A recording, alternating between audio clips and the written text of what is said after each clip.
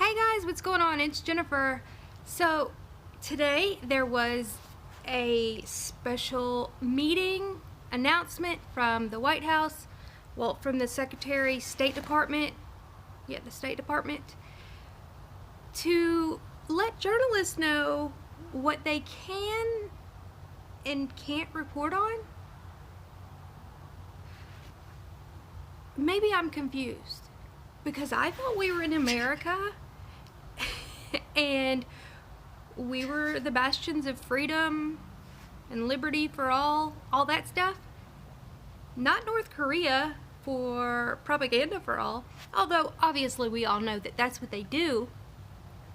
But to actually say it in public,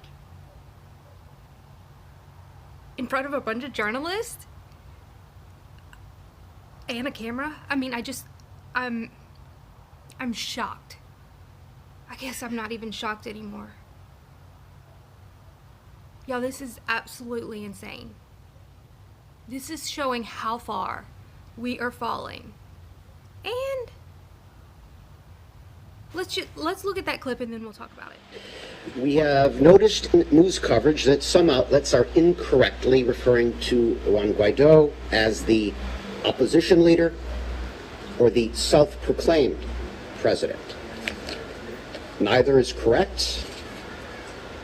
A few basic facts.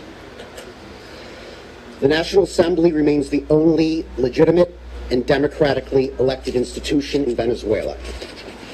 Juan Guaido was elected president of the National Assembly on January 5th, 2019.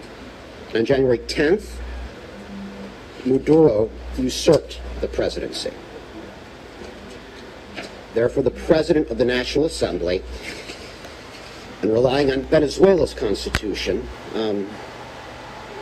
as president of the National Assembly and relying on Venezuela's constitution, Juan Guaido became interim president of Venezuela on January 23rd. Millions of Americans and more than 50 countries recognize Juan Guaido as interim president of Venezuela.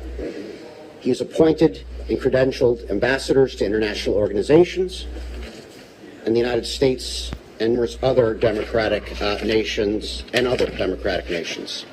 So to refer to Juan Guaido as anything but interim president falls into the narrative of a dictator who has usurped the position of the presidency and led Venezuela into the humanitarian, political, and economic crisis that exists today.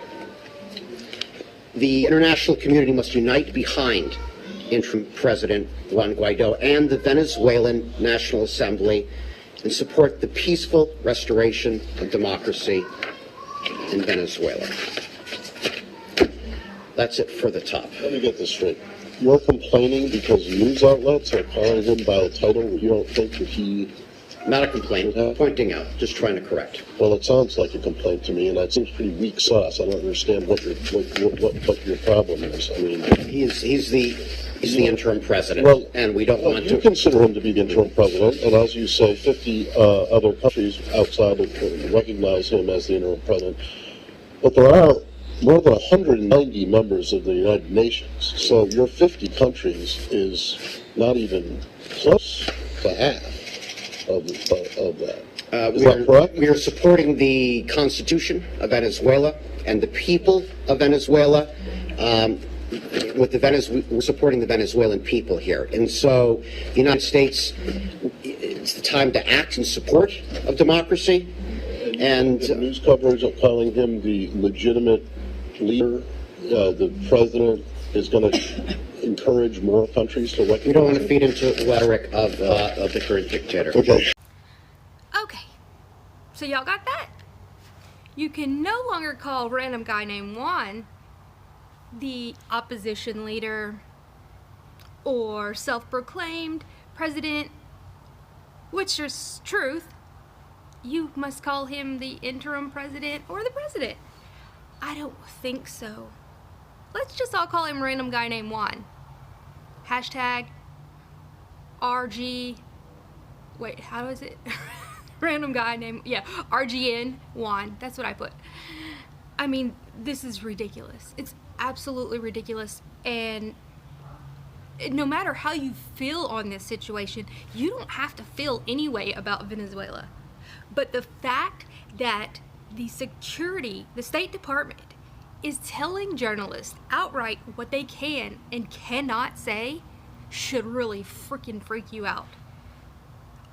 And I know people are like, oh, like this isn't new news. We know that that they've done this.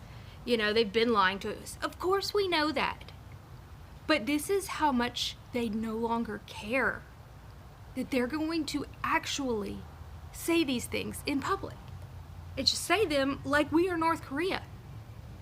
And I loved what that guy said. He's like, only 50 countries are, you know, siding with you on this. The other 120 UN members are not. That's a freaking big deal. You know, so this is actually good news in the way of Venezuela, but it's horrific news in how much our freedoms and liberties are just disappearing right in front of our eyes. And people are like, oh, but no, it's 40 chess. Don't worry about it. It's 40 chess. I don't think so. So let's talk about, just in case you're still a little bit on, like, you don't know what to understand, maybe their Constitution actually does say this. Let's take a look at their Constitution and let me show you what this Article 233 actually means in the case of random guy named Juan, okay? So I can explain it to y'all, because I understand that not everybody catches all my videos, which I have an entire playlist that you can check out to get up to speed on this, because this is extremely important. That's why I've been reporting on it for a year. But let's go ahead and check out their Constitution and see where that actually falls, okay? All right, the Constitution of Venezuela, Bolivarian Republic. Article 233, the President of the Republic shall become permanently unavailable to serve by any reason of any of the following events: death, resignation, removal from office by decision of the Supreme Tribunal, all of which have not happened. But if it was to happen, when the elected president becomes permanently unavailable to serve prior to his inauguration or thereafter, a new election by universal suffrage and direct ballot shall be held within 30 days. Time's up.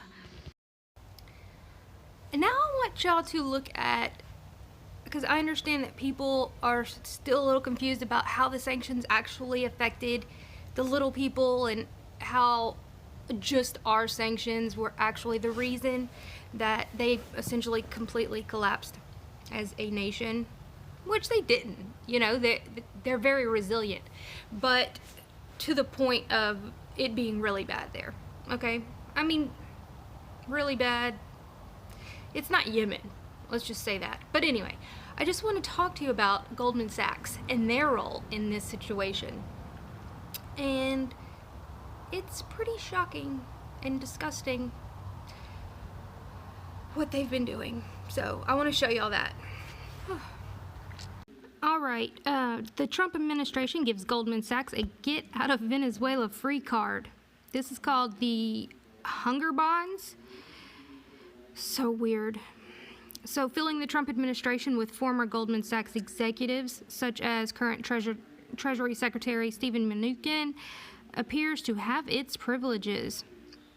When the White House announced on Friday that Trump had signed an executive office order, deepening the sanctions on Venezuela and confirming the previously rumored trading ban on Venezuelan debt earlier that week, it had sent the PDVSA bonds tumbling. We made what we thought at the time would be a sarcastic comment, that in the light of recent scandals involving Goldman's purchase of Venezuelan hunger bonds. The Lloyd's Blankfeins hedge fund, which now controls the presidency, and next year will also take over the Fed, my God, courtesy of Gary Cohen, would be exempt from the trading ban. So, essentially what that means is everyone is banned from their transactions except for Goldman Sachs. So that would make Goldman Sachs Asset Management, which infamously bought 2.8 billion of notes issued by the state oil company PDVSA in May. And all the rest of them were actually in Venezuela. So everybody in Venezuela that had these bonds, their own bonds, are screwed. But Goldman Sachs got a $90 million payout just recently. I mean, it's just absolutely insane. All right, thanks guys for watching. Please like, share, subscribe. We are all being, shadow banned and all of these things. And the best way to help is to comment below, like, share, just to, because whenever the algorithm sees the thumbs up, the comments and all that, everything that you do to interact helps push you in the algorithm, even when you're being shadow banned. Although it's still hard, but all of those little things do help. So y'all have a wonderful night. Bye guys.